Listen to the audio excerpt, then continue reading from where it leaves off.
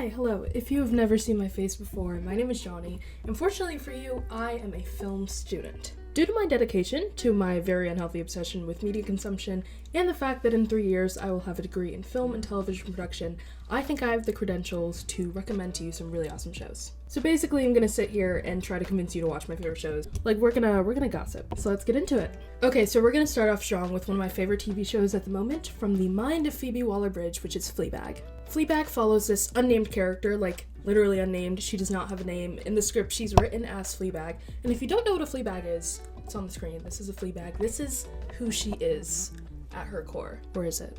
I don't know. It's up for debate. So basically, the show follows Fleabag as she deals with grief. Fleabag's best friend recently just died, while trying to make her ex-boyfriend jealous. Her ex-boyfriend was cheating on her, so she thought, how do I make him jealous? How do I make him talk to me and come back to me? Oh, I'm gonna put myself in front of like a bike. I'm gonna throw myself in front of a bike and then get a little bit injured so he has to visit me in the hospital. Great idea, right? Wrong. So she actually died. Did not go as planned. So Fleabag is dealing with that grief of her best friend dying, while also juggling her other relationships in her life that are complicated, like her relationship with her father, who wasn't really present in her life, and her sister, who things are complicated with, and their stepmom. But the wonderful thing about Fleabag, the show, is that she breaks the fourth wall constantly. In the story, when she disassociates, she talks to the audience. She talks to us. Like, she literally makes eye contact with the camera and says really out-of-pocket things that are really hilarious. And it's so wonderful and so relatable because I too have really out-of-pocket inner monologue, and it's wonderful and so entertaining to see on the screen. Another thing I love about the show is the contrast, especially in the season 2. One thing that has been drilled into me in film school is that contrast makes for wonderful storytelling and wonderful entertainment. In season 2 of Fleabag, there is a priest, and when you think of a priest, you think of, I don't know, like a holy, godly person who is dedicated to a certain way of living, right? So maybe they don't drink or smoke and indulge in vices and stuff like that, right? Wrong. Not this priest, who's played by Andrew Scott also, so you know the performance is gonna be good. But this priest curses all the time. He smokes, he drinks, he has sexual relationships that he's probably not supposed to be having, but that's what makes the show and the character so great and so entertaining. He's everything that you think a priest shouldn't or wouldn't be, which is why you keep watching. He has a relationship with Fleabag, which is really, really sad and also really, really amazing to watch and see. So long story short, if you want a show that has a lot of dark humor and is super funny, but then will gut punch you in the stomach with a really, really sad emotional moment and make you cry a lot, watch Fleabag. The second show I want to talk about is also from the mind of Phoebe Waller-Bridge, and it is Killing Eve. Now, it's based on a book, but Phoebe Waller-Bridge adapted the first season, and also, if you're a Saltburn fan, the writer and director of Saltburn, Emerald Fennell, I believe also did the second season of Killing Eve. So if you're a Saltburn fan, maybe you should be a Killing Eve fan. There are two main characters in Killing Eve, Eve Blastry and Villanelle. Villanelle is an assassin. She kills people for a living. And Eve is a secret agent, basically, and she is tasked with hunting down Villanelle. And Villanelle is very hard to hunt down. She's like the one assassin that nobody can find. So throughout the 4 seasons, it's this huge game of cat and mouse, and what draws me to Killing Eve is Jodie Comer as Villanelle. It is so interesting to see Villanelle literally kill people because she's a charming and loving assassin. She does horrible things and you love her because of it. She's so funny and she's cracking jokes left and right while she's like about to take somebody's life, and it's just so entertaining to watch. Especially because she can change accents really quickly and she's always putting on wigs and becoming a completely different person. But also, Villanelle is battling with the fact, like, what's going on in her mind that enables her to be such a good assassin? Is she a sociopath? Is she a psychopath?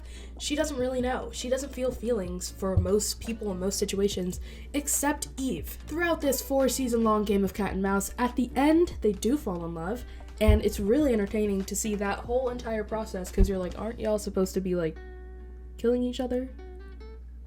Aren't you supposed to be hating each other? What's going on here?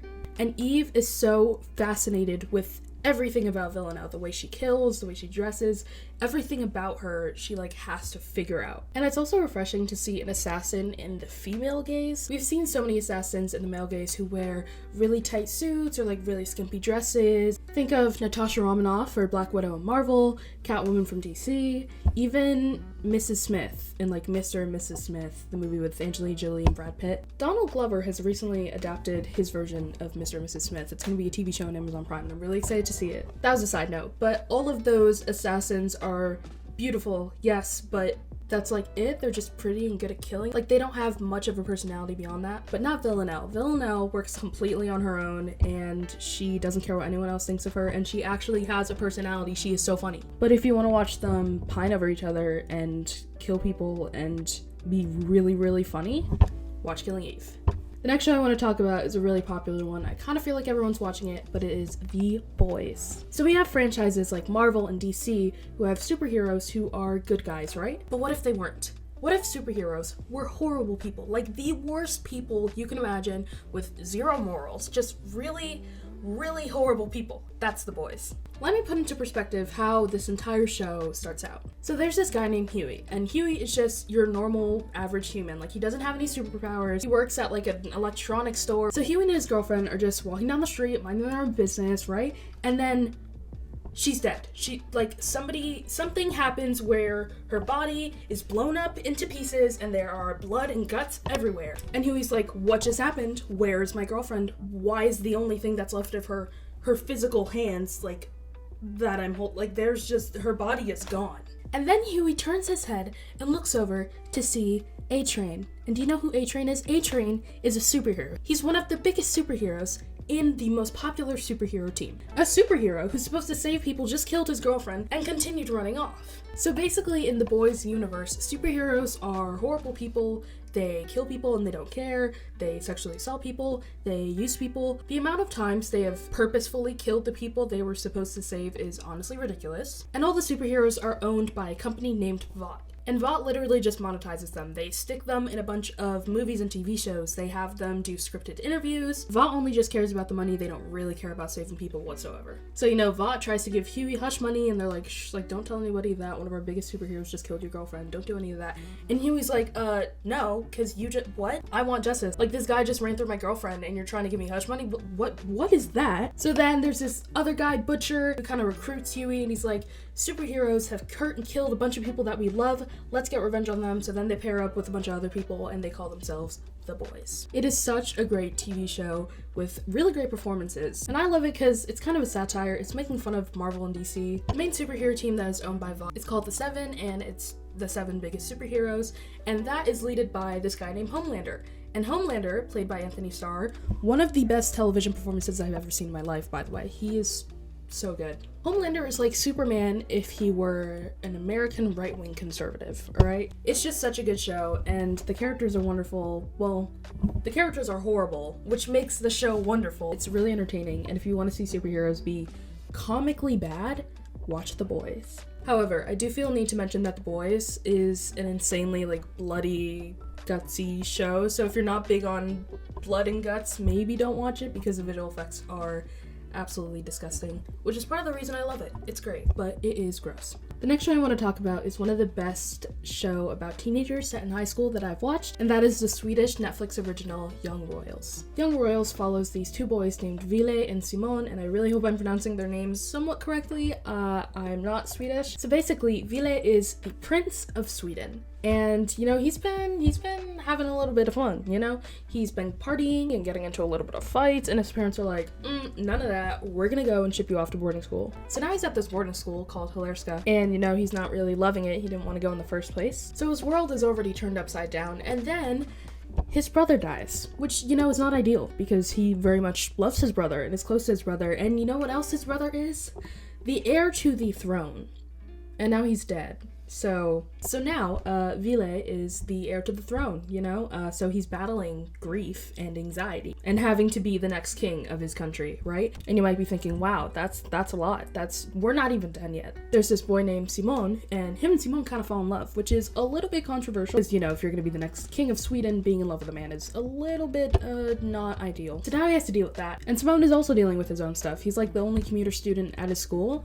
Everybody else is like uber rich and, somehow related to royalty or politicians and different things like that, and he's not, so he's like the odd one out. I think what makes Young Royals so great is the actor who plays Ville. I think his name is Edvin writing. It's not pronounced like that, but I'm American, so that's the best I can do. I think part of what makes Young Royal so great for me is Edvin writing's portrayal of anxiety, and he plays Villet. He's just a really great actor, and there are so many different nuances of his performance that I think portray anxiety really, really well. Also, another thing I love about this show, which is a little bit of a smaller thing, but the actors actually are teenagers. Like, when they started filming the show, they were all teenagers or like 20. And there are so many shows out there like Euphoria that have 25-year-olds, 30-year-olds playing 16, 17, 18-year-olds, and I personally am not buying it for a second, you know? Like, how are you gonna have a 25-year-old sit here and like pretend to be 17? It's not realistic whatsoever. And Young Royals doesn't do that, you know? They hired teenagers to play teenagers, and I appreciate it so much, and the cast is so wonderful. They're all so great in the show. And also they have acne, which seems like a really random thing, but you know, when I was a 16-year-old, I had acne, and I never saw it on television. I thought that was weird, so it's nice to feel seen. The next show I want to talk about is also really popular right now, and that is The Bear. So The Bear stars Jeremy Allen White as the main character Carmi, and Ayo Debris as Sid. Carmi Berzatto is a chef. He's a really, really great chef, like a very critically acclaimed, renowned chef. He's worked in some of the best restaurants in the world. I believe that he's retained Michelin stars. He's gone to culinary school. He's really great at what he does, and he strives to be excellent. So what exactly is he doing in episode 1 at this little sandwich shop in Chicago? What's going on there? And that's what we find out throughout the show. Carmi's brother owned the sandwich shop, and he died and left Carmi the sandwich shop. So now Carmi's trying to run this sandwich shop in Chicago like a Michelin star restaurant, and all the people who work there have worked there for years, and they're loyal to his brother, and they have a certain way of doing things, and they would like to keep that certain way of doing things. They're not exactly welcoming Carmi in with open arms. So throughout the show, Carmi's trying to improve the sandwich shop while building relationships with the people who have worked there for years, and he's also struggling with grief and anxiety like to the max. This man is so severely stressed out. He's not even real, but like I genuinely worry about his mental health in my free time. Like I was gonna say, is he okay? But he's not. He's definitely not. Jeremy Allen White as Carmi Berzatto is one of the best performances on television. He has this 7-minute monologue. I don't remember if it's at the end of season 1 or the beginning of season 2, where he just talks about, you know, why he has wanted to be so great at cooking and at being a chef. And it's so good. It's so good. And it's also really funny. All the characters are really funny, and it's really heartwarming, and the writing is amazing, especially in season 2, the episode called Fishes. It might be episode 7, I'm not entirely sure, but it's called Fishes, and it takes place at the Berzatto family home during the holidays, and they're Italian, so they're doing the 7 fishes. And the writers did such an amazing job at building tension through like reaction shots. It's just such it's a craft. It's such great like filmmaking. Even though it's not a film, but you got my point. Long story short, you should watch The Bear if you want some humor, some amazing performances, and really heartwarming friendships and relationships. And also to see Jeremy Allen White stressed out about literally every single thing that could go wrong in his life ever. The next show I want to talk about is a really popular one, but yet I still don't hear enough people talking about it. And this show is Attack on Titan. Now, if you're into anime, if you watch Attack on Titan, you know it's one of the most popular animes out there. Like, everybody who knows anime knows Attack on Titan. But I still feel like more people should be giving it a shot. If you don't usually watch anime, try Attack on Titan. That was my first anime. Oh my god. The writing for this show is actually insane. Everything has been like planned out meticulously since season 1. There are callbacks to everything. I almost don't even know like how to talk about this show without spoiling things, because it feels like everything ties into everything in every sense. Attack on Titan is set in this universe where humanity is forced to live within 3 walls that protect them from these huge man-eating titans on the outside of those walls. So the story starts out following our main character, Eren Yeager, as he's going about in his hometown, and then titans break into the wall, destroying his hometown like no other, killing almost everyone he knows and loves, including his mother. He literally watches his mother get eaten by a titan. And since then, he has vowed to destroy any and all titans ever. Part of what makes AOT so good is the amount of plot twists. Like, there are so many plot twists in this show, and I personally never saw a single one of them coming, which is insane. As I've already said, the writing is insane. Nothing is done by accident in this show. Absolutely everything, every aspect of it that you could possibly imagine is well thought out and meticulously planned. I think the story progresses really well. Every single season has its purpose and introduces new ideas, and each of the new ideas that are introduced or new characters that are introduced blow your mind and change your perspective on everything that you've previously watched in the show. And also, I think it's a really great examination of morals, because Eren Yeager later in the story kind of becomes a villain a little bit, and the show overall just forces you to view so many different perspectives, and it's really amazing. I feel like I'm saying a lot of nothing because I really don't see how I can talk about most aspects of the show without spoiling something. Just watch it. Give the first season or two a chance. It is so great. And again, if you're not into anime, you'll probably be into AOT, because I wasn't into anime and I loved AOT. It's one of my favorite shows. When people ask me my favorite shows because of the writing, one of them is Attack on Titan. That is how much I love this show. Also, this is more of a side thing, but every new season has a new intro, and the intros go so hard. They go so hard, okay? If you know, you know, okay? If you know, you know. So go watch AOT. So those are my television recommendations from me, a film student, to you, whoever you may be. So yeah, thank you guys so much for watching. I hope you got something out of this video. I hope you go and watch each and every one of these television shows that I've shouted out. I'll see you guys next time.